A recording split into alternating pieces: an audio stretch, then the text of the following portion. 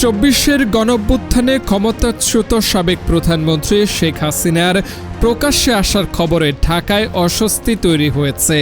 এ নিয়ে ঢাকায় নিযুক্ত ভারতীয় হাইকমিশনার দীনেশ ত্রিবেদীকে আনুষ্ঠানিকভাবে আপত্তির কথা জানিয়েছে সরকার। ঢাকার স্পষ্ট বার্তা, শেখ হাসিনা সহ কার্যক্রম নিষিদ্ধ কোনো সংগঠনে কেউ যেন ভারতের ভূখণ্ড ব্যবহার করে বাংলাদেশে অস্থিতিশীলতা তৈরি করতে না পারেন।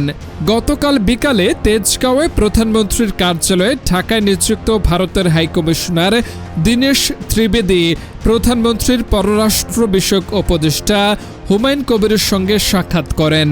পররাষ্ট্র মন্ত্রণালয়ের এক বিজ্ঞপ্তিতে জানানো হয়, বৈঠকে সামাজিক যোগাযোগ মাধ্যমে ছড়িয়ে পড়া শেখ হাসিনার সম্ভাব্য বক্তব্যের বিষয়টি আলোচনায় আসে।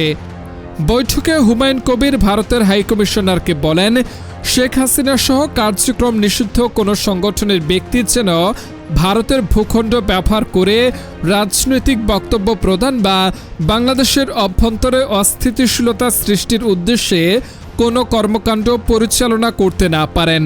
সে বিষয়ে ভারতের সহযোগিতা প্রত্যাশা করে ঢাকা। তিনি আরও বলেন, এ ধরনের কর্মকাণ্ড দুই দেশের দ্বিপক্ষীয় সম্পর্কের ইতিবাচক অগ্রগতিকে ক্ষতিগ্রস্ত করতে পারে। জবাবে ভারতের হাইকমিশনার বিষয়টি যথাযথভাবে বিবেচনা করে প্রয়োজনীয় খোঁজখবর নেয়া এবং এ বিষয়ে সচেষ্ট থাকার আশ্বাস দেন। বৈঠকে বাংলাদেশ ভারত সম্পর্কের সার্বিক বিষয় আলোচিত হয়।